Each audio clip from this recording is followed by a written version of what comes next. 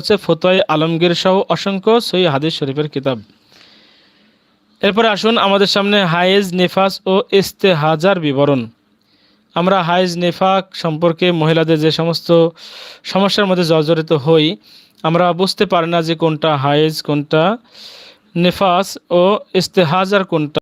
ইনশাল্লাহ আমরা এখন ধারাবাহিকভাবে একটু আপনাদেরকে বোঝানোর চেষ্টা করব। যতই এটা গোপনীয় বিষয় হোক, যদি আমরা জানি তাহলে ইনশাল্লাহ আমাদের অনেক সম্মানিত মা বোনদের উপকারে আসবে। আর যদি না জানে তাহলে আমরা হয়তো ভুলের মধ্যেই থেকে যাব।